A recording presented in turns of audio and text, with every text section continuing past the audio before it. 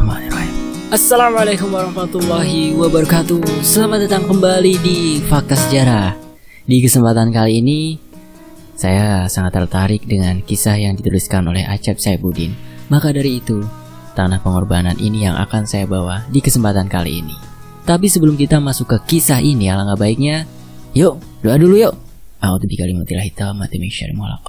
Bismillahirrahmanirrahim. Allahumma sholli ala sayyidina Muhammad sallallahu alaihi wasallam. Ini dia selengkapnya tanah pengorbanan.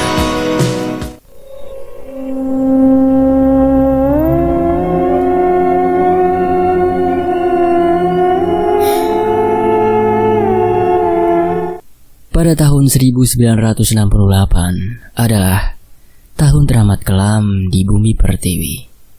Tahun itu adalah saat dimulainya suatu peristiwa yang dinamai sebagai pembersihan terhadap para anggota PKI maupun simpatisannya. Beberapa lokasi pernah menjadi saksi bisu peristiwa horor yang sangat menyayat hati. Tidak terkecuali lahan ini, tanah pengorbanan, yang berlokasi terpencil di sebuah desa yang juga terpencil, sebidang lahan yang tidak rata. Untuk catatan, nama tempat dirahasiakan. Ya, di atas lahan seluas kurang lebih 500 meter persegi, berjejer ratusan mayat korban pembersihan yang sebagian diantaranya sudah tidak utuh lagi. Bau bangkai menyengat pada siang itu. Burung-burung nazar dan gagak berseliweran di lokasi tersebut. Sementara beberapa orang jagal terlihat menjauhi lokasi sembari menutupi mulut dan hidung. Mereka terus berjalan hingga tibalah di jembatan bambu yang membentang di atas sungai yang hampir kering itu. Kita harus tiba di desa sebelum maghrib. Pak Mar pun sudah menunggu, ucap salah seorang relawan jagal. Kang, saya masih tidak yakin kalau orang itu udah mati. Konon dia bukan manusia biasa, ucap rekannya yang berbaju loreng putih. Di zaman ini kamu masih percaya mitos, Jang? Itu tahayul, Jang. Kirawu hanya seorang petani biasa. Relawan tersebut menyanggah perkataan temannya itu. Kang, sepertinya jembatan ini mau runtuh, ujar rekannya yang lain yang berada paling depan. Aku akan mengeceknya, Kang Soleh. Tukas relawan itu seraya menghampiri Soleh yang sedang termangu di atas jembatan. Hati-hati Kang Heri, ucap rekannya yang di belakang. Brak! Mendadak jembatan tersebut ambruk saat Heri mencapai lokasi Soleh. Kembali Kang Heri, Kang Soleh, jembatan ini udah tidak bisa dilewati, seru Jajang. Di saat itu mendadak Jajang melihat siluet sesosok kakek-kakek sedang melihat ke arahnya. Siapa itu, Jang? Teriak Jajang. Ada apa, Jang? Teriak rekannya yang lain yang berada di belakang. Soleh dan Heri berhasil kembali saat jembatan bambu ambruk dan jatuh ke dasar sungai. Heri celingukan. Ia tampak terkejut ketika menyadari hari sudah gelap. Celaka, kita tidak akan tiba di desa tepat waktu. Sungai ini terlalu lebar dan tebingnya terlalu tinggi untuk diseberangi, ucap Heri. Kang Heri, itu apa? Jajang dengan kedua mata terbelalak melihat ke arah satu titik di mana sosok perempuan berpakaian merah menatap ke arahnya. Sosok perempuan tersebut berwajah sangat menakutkan. Wajahnya begitu rusak, menyisakan tengkorak yang sebagian terlihat. Heri dan yang lain terperangah melihat penampakan menakutkan tersebut. Belum selesai kekagetan mereka, sosok tersebut menghilang, disusul tercekatnya Heri dan yang lain saat melihat ke arah Jajang. Jang? Heri hanya dapat berucap pendek saat melihat ke arah Jajang. Kang Heri sarung sadayanya pilolian, Jajang berucap lirih sebelum sosok demi tersebut menerkanya. Wah, deh. Halilintar menyalak diiringi kilatan petir. Sementara itu di lokasi yang lain, prak prak prak prak prak, suara tabuhan genderang memekakan telinga, mengiringi bangkitnya ratusan mayat di tanah kosong tersebut.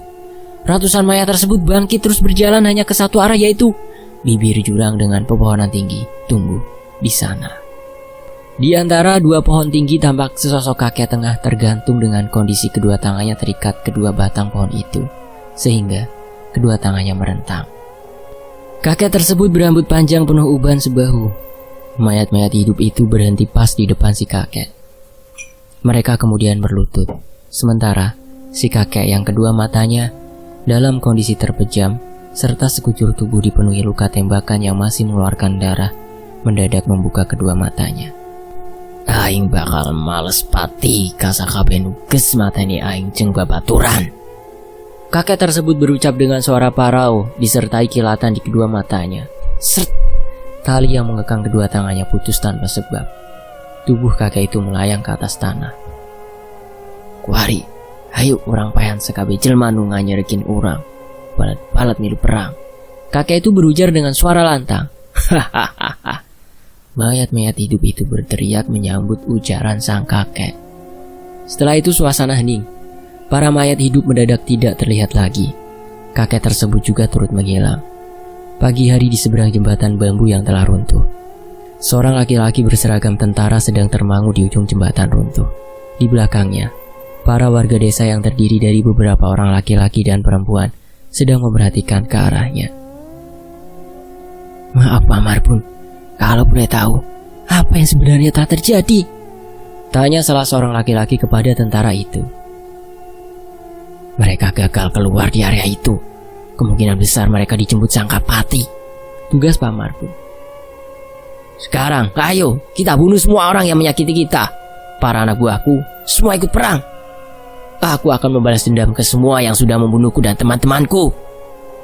Terus apa yang akan kita lakukan, Pak? Lahan itu adalah tempat kami berladang menanam padi setiap musim hujan. Sekarang lahan itu tercemar darah. Kami tidak tahu apa yang harus kami lakukan jika kami ingin menanam padi, kata warga itu lagi. Pak Marbun terdiam sejenak. Ia kemudian berujar, Abah Jahri akan membantu kita membersihkan lahan itu. Beliau tahu apa yang harus kita lakukan.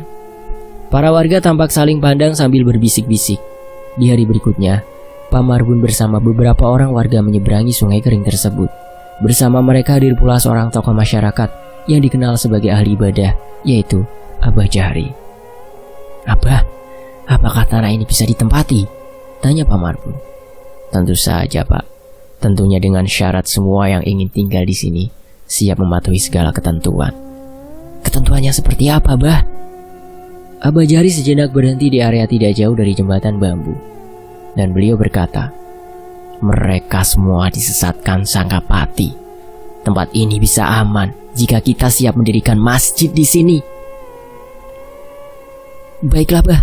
Di mana kira-kira lahan yang cocok untuk memulai pembangunan masjid? Tanya Pak Marbun. Kita lanjutkan dulu perjalanan. Area di sekitar pohon sengon besar itu adalah lahan yang cocok, tugas Abah Juli. Maaf Bah, pembangunan masjid akan sia-sia jika tidak ada satupun orang yang menggunakannya. Mengingat di sini adalah lahan kosong, kata seorang warga. Kemudian Abah Jahri hanya tersenyum. Kita akan tinggal di sini. Kita akan bangun desa untuk melindungi semua orang dari intayan bahaya, ucapnya. Di bawah pohon sengon itu, Abah Jahri berdiri seraya memanjatkan doa. Tidak lupa ia membaca ayat suci Al-Quran. Sementara Pak Marbun dan yang lain mengaminkan doa-doa Abah Jahri. Setelah itu Abah Jahri melihat ke sekeliling. Dia ada di sini. Sangkapati, Bah. Kamu yang tinggal di tempat ini, tolong kembalikan warga saya. Saya memberitahu tempat ini akan dibersihkan untuk tempat tinggal warga saya. Pak Marbun dan warga yang lain terlihat celingukan saat Abah Jahri berbicara dalam bahasa daerah. Sayup-sayup mereka mendengar suara parau seorang perempuan yang entah dari mana sumbernya.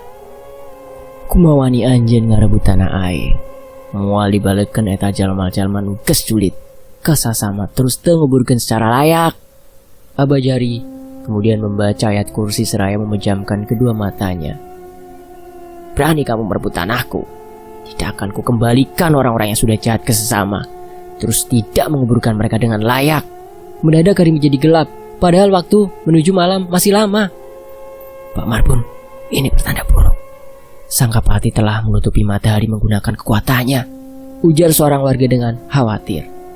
Tenang Pak, kita tunggu Abah Jahri selesai melakukan pembersihan, tugas Pak Marbun. Kegelapan terus menyelimuti hingga hari itu seperti sudah di tengah malam saja.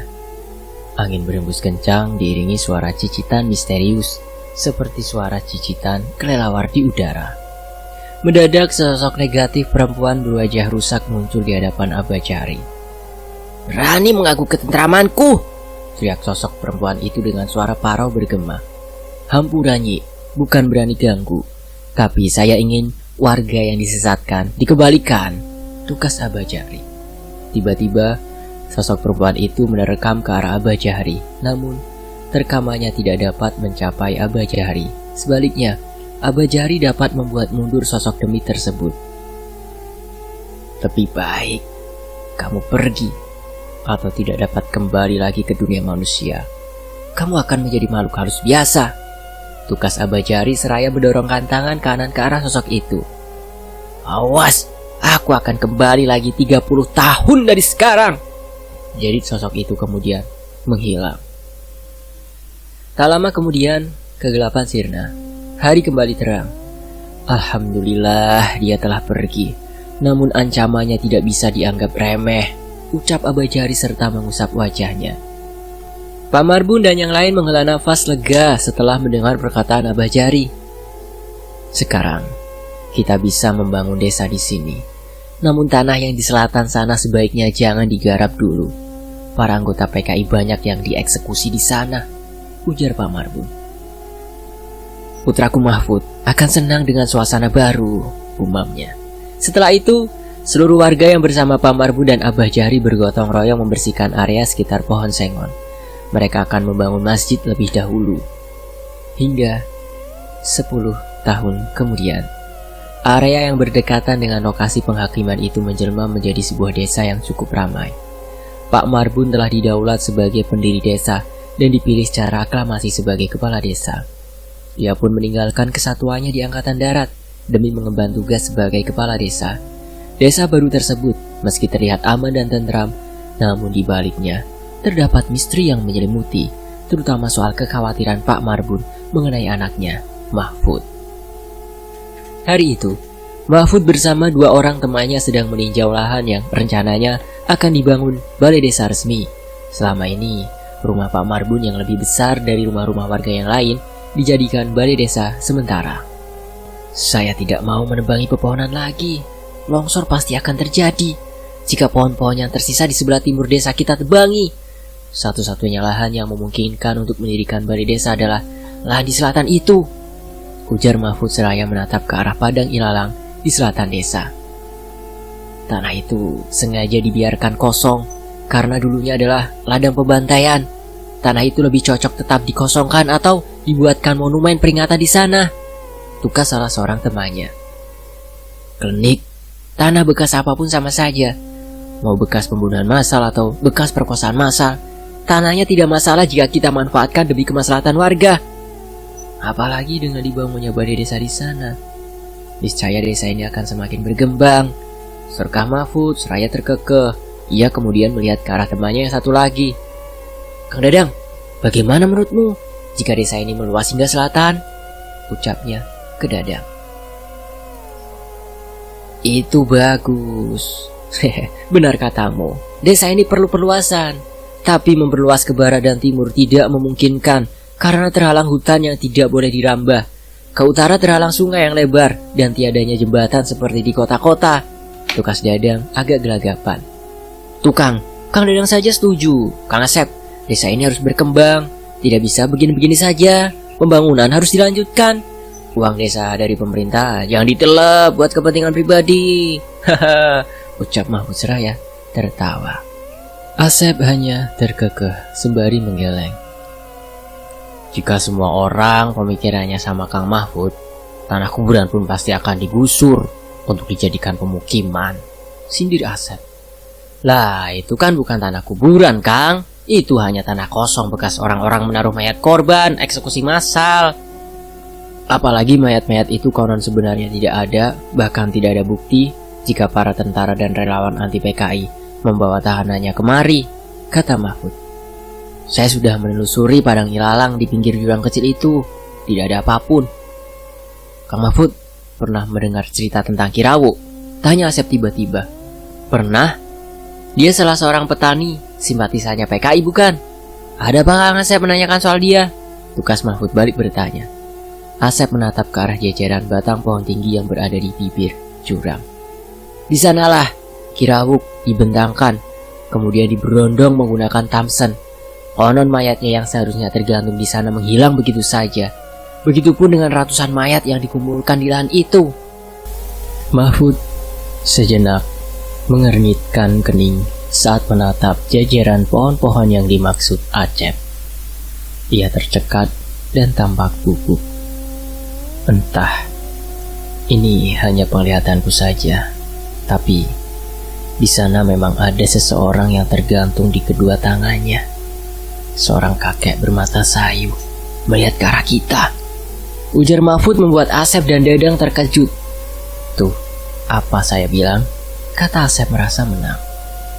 Aku akan mencoba meminta izin padanya. Setidaknya izin membangun rumah. Jika aku berhasil membangun rumah di sana, maka desa ini akan berkembang. Kata Mahfud membuat Asep dan Dadang menepuk kening. Itu sangat beresiko, Kang, cegah Asep. Masih ada Abah Juri. Kang Somad juga pasti mau membantu kita membersihkan tanah terlarang ini. Cobalah pikirkan untuk apa planet ini diciptakan Tuhan, kata Mahfud membuat Asep menggelengkan kepala. Boleh-boleh saja Kang Mahfud ngotot ingin mendirikan bangunan di sana, tapi kami jangan dilibatkan ya. Kami tidak mau terkena bala, kata Dadang seperti mengancam. Saya tidak akan membawa kalian berdua ke dalam bahaya.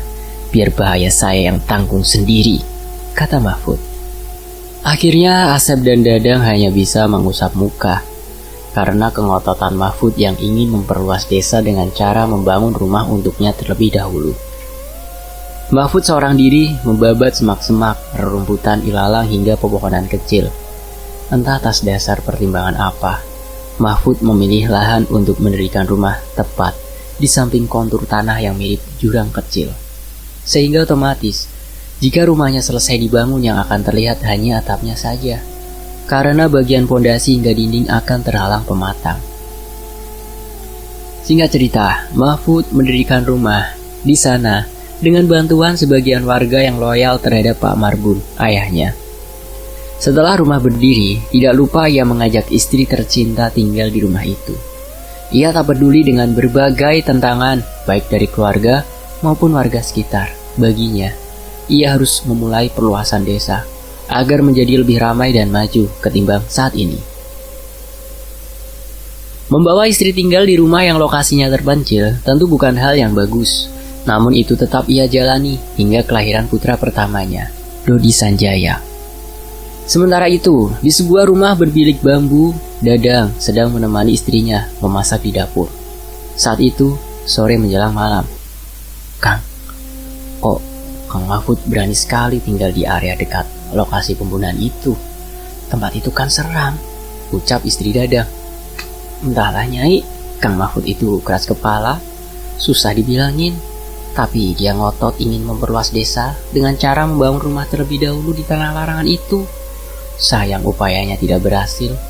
Pak Kades tidak mengizinkan pembangunan balai desa di dekat rumah Kang Mahfud. Pak Kades pasti memiliki pertimbangan mengenai tanah larangan itu, tugas Dadang. Nyai Sarna, istri Dadang meneruskan mengipasi nasi kukus di dalam dulang kayu sembari mengaduk-ngaduknya. Jika di kampung penulis ini disebutnya ngako. Sementara Dadang kembali menyeruput kopinya sambil mendengarkan alunan musik qosidah dari radio kecil yang tergantung di dinding rumah. Mendadak, alunan musik qosidah berubah menjadi alunan musik tradisional khas Sunda, seperti suara petikan kecapi yang diiringi gesekan rebab. Kenapa dipindahkan, Kang? Lagu qosidah lebih baik diperdengarkan di jam sekarang daripada mendengarkan lagu daerah, ucap Sarna seraya menatap gusar ke arah Dadang. Dadang terlihat kebingungan. Aku tidak memindahkan gelombang channel nyanyi. Lantas kenapa channel radio mendadak berpindah sendiri?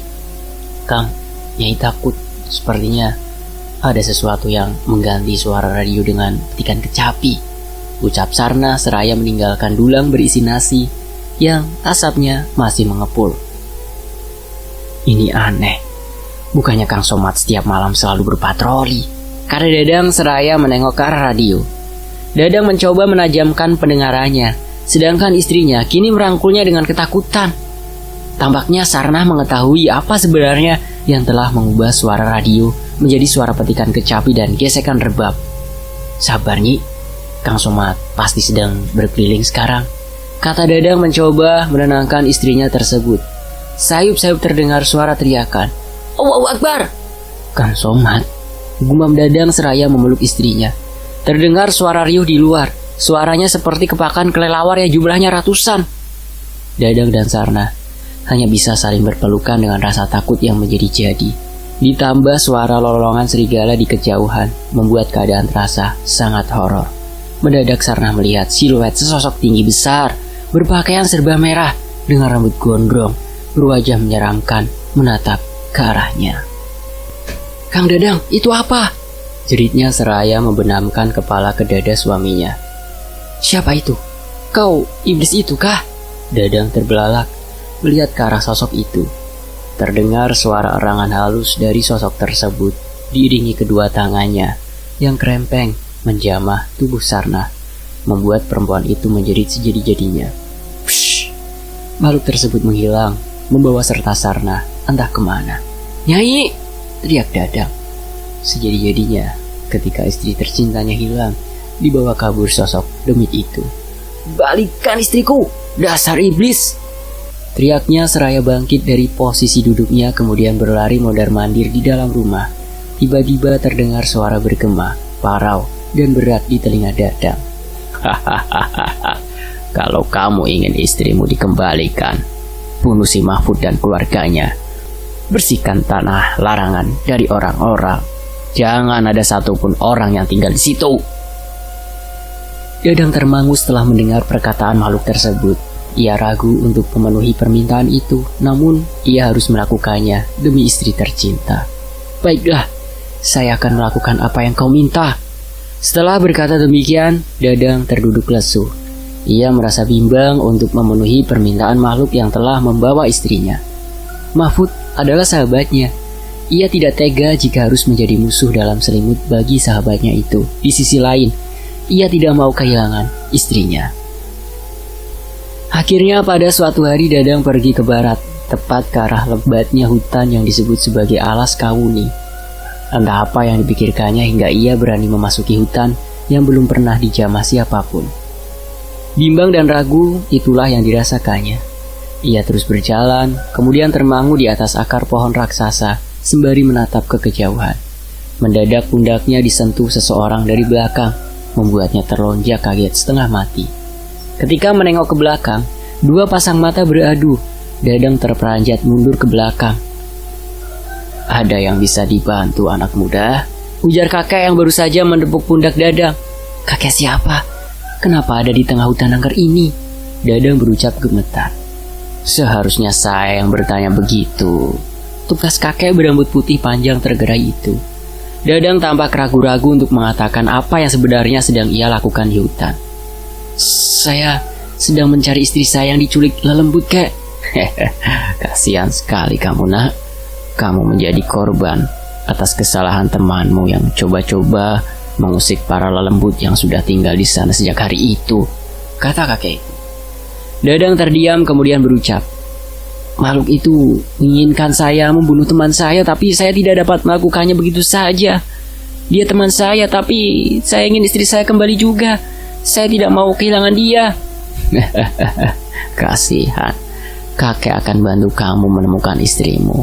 Syaratnya adalah tanah pengorbanan harus bersih dari unsur manusia. Kakek akan memberitahu caranya. Tapi saya belum tahu nama kakek. Oh ya, nama saya Dadang, kek. Istri saya bernama Sarnah Sulistiawati.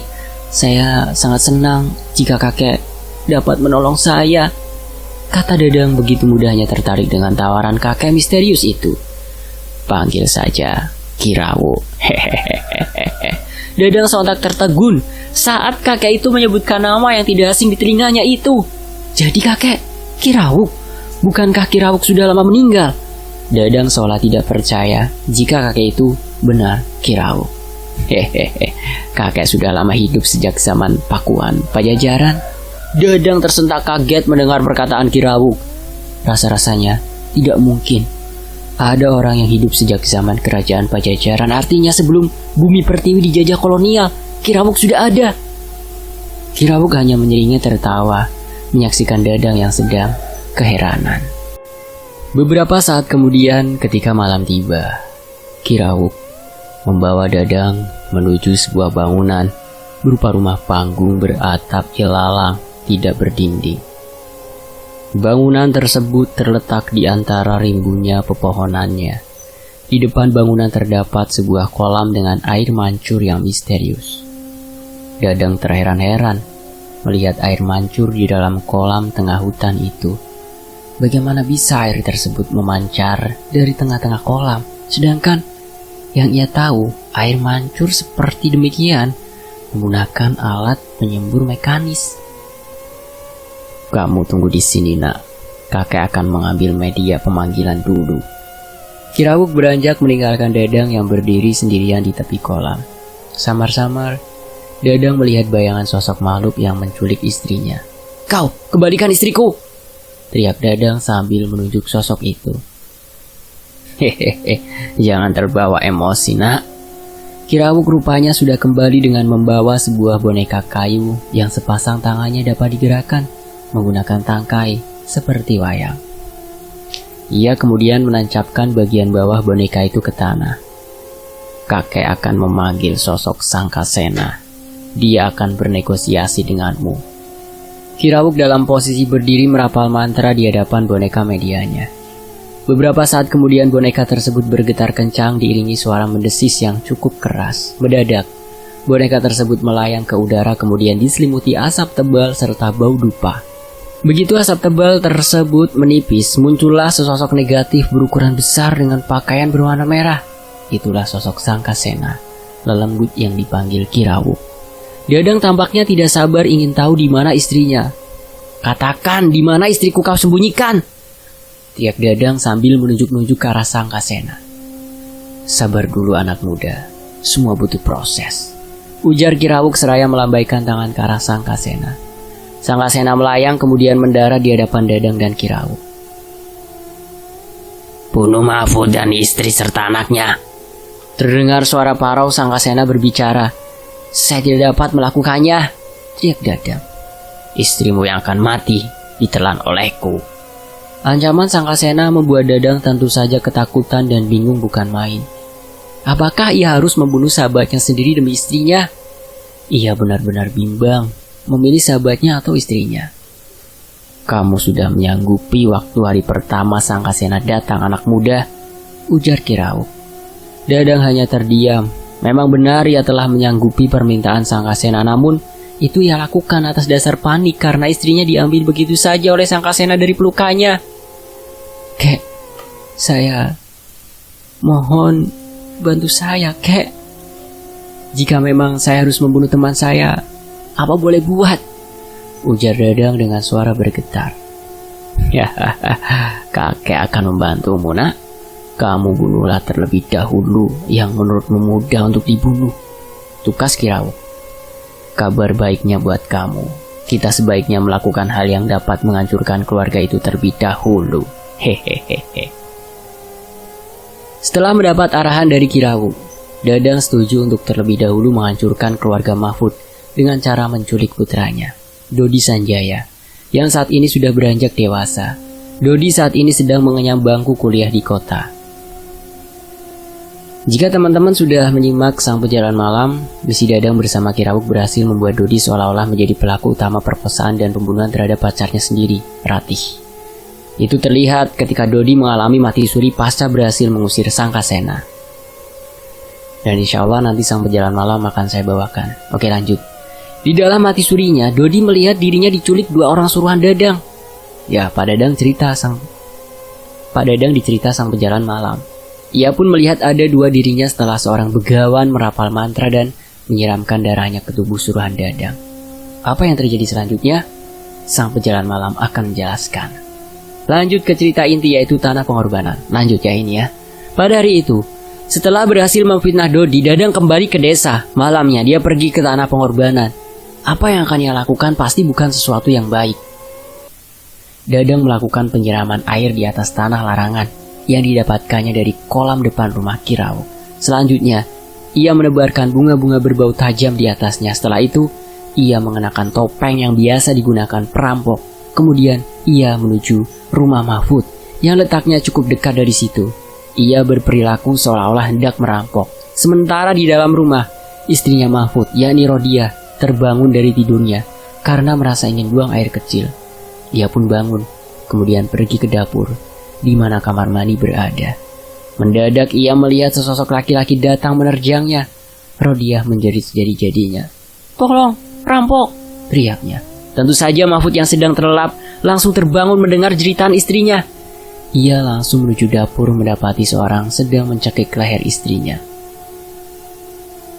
"Lepaskan dia, keparat!"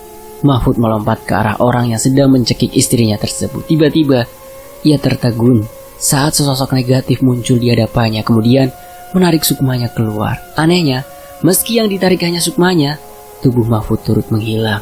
Sementara Rodiah yang bernasib malang kini terbujur kaku di belakang pintu dapur. Sementara Dadang tampak berlutut di samping perempuan yang ia bunuh tersebut. Ia menangis terseduh-seduh merasa sangat bersalah atas apa yang telah diperbuatnya. Ini semua demi istri tercinta. Sampai sini dulu ya teman-teman ya. Nanti kita sambung ke part berikutnya. Wassalamualaikum warahmatullahi wabarakatuh. Terima kasih Kang Asep. Terima kasih buat teman-teman yang udah mau nyimak kisah ini di sini. Tetap di Fakta Sejarah